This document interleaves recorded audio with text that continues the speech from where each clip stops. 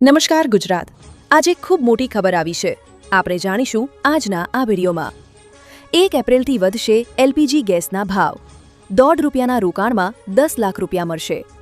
મન કી બાતમાં પીએમ મોદીની ખાસ અપીલ। કોરોનાના નવા વેરિયન્ટની દસ્તક। યુદ્ધ વચ્ચે પાકિસ્તાનનો મોટો દાવો। કાળઝાળ ગરમીમાં વકીલોને નહીં પહેરવો પડે કાળો કોટ।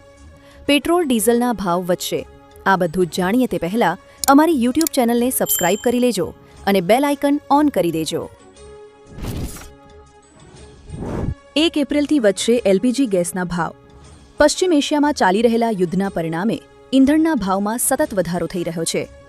આ આંતરરાષ્ટ્રીય કટોકટી વચ્ચે ઓઇલ માર્કેટિંગ કંપનીઓ આગામી 1 એપ્રિલના રોજ એલપીજી સિલિન્ડરના ભાવમાં વધારો કરી શકે છે।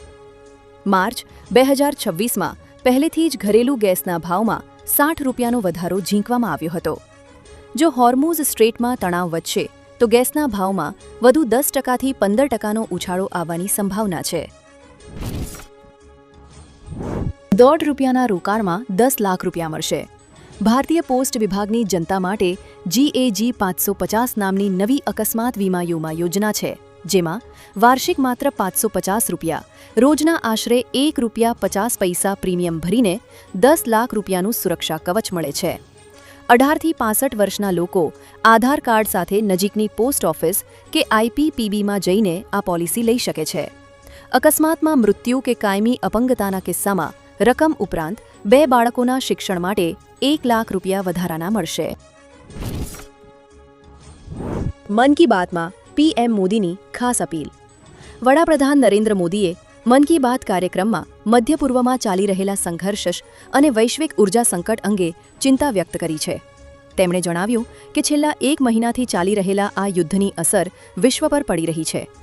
પીએમ મોદીએ વિશ્વાસ અપાવ્યો કે જેમ ભારતે કોવિડ-19 પર વિજય મેળવ્યો હતો, તેમ આ કટોકટીનો પણ મક્કમતાથી સામનો કરવામાં આવશે। નાગરિકોને અફવાઓથી દૂર રહેવા આગ્રહ કર્યો હતો। કોરોનાના નવા વેરિયન્ટની દસ્તક।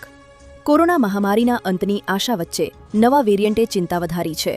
આ વેરિયન્ટના સ્પાઇક પ્રોટીનમાં 70થી 75 જેટલા મ્યુટેશન્સ જોવા મળ્યા છે, જે વાયરસને શરીરમાં પ્રવેશવામાં મદદ કરે છે। નવેમ્બર 2024માં પ્રથમવાર દક્ષિણ આફ્રિકામાં જોવા મળેલો આ વેરિયન્ટ રસીકરણ છતાં સંક્રમણ ફેલાવવાની ક્ષમતા ધરાવે છે। જોકે નિષ્ણાંતોના મતે 90% વસ્તીમાં હાઇબ્રિડ ઇમ્યુનિટી હોવાથી લક્ષણો હળવા રહી શકે છે। યુદ્ધ વચ્ચે પાકિસ્તાનનો મોટો દાવો। યુએસ અને ઈરાન વચ્ચે 1 મહિનાથી યુદ્ધ ચાલી રહ્યું છે।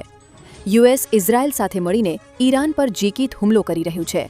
આ દરમિયાન ઈરાને હોર્મુઝ સ્ટ્રેટ બંધ કરીને વ્યાપક આક્રોશ ફેલાવ્યો છે, જેને ધ્યાનમાં રાખીને પાકિસ્તાન આ દેશો વચ્ચે વાટાઘાટોમાં મધ્યસ્થી કરવાનો દાવો કરી રહ્યું છે। અહેવાલ જીકે છે કે યુએસ સહિત મધ્ય પૂર્વ દેશોના ટોચના રાજદ્વારીઓ ઇસ્લામાબાદમાં 2 દિવસીય વાટાઘાટે ઘાટોમાં ભાગ લેશે। કાળઝાળ ગરમીમાં વકીલોને નહીં પહેરવો પડે કાળો કોટ। ગુજરાત બાર કાઉન્સિલ દ્વારા રાજ્યના તમામ 282 વકીલ મંડળોને ગરમીથી રાહત આપવા માટે મહત્વનો નિર્ણય લેવાયો છે। આગામી 1 એપ્રિલથી 31 જુલાઈ સુધી વકીલોને કાળો કોટ પહેરવામાંથી મુક્તિ આપવામાં આવી છે। જો કે વકીલોએ સફેદ શર્ટ અને બેન્ડ સહિતના નિયમોનું પાલન કરવાનું રહેશે।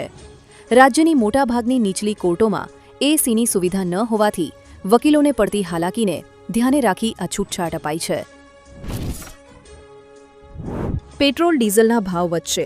પશ્ચિમ એશિયામાં ચાલી રહેલા સંઘર્ષને કારણે વૈશ્વિક ઉર્જા સંકટ વધુ ઘેરું બન્યું છે।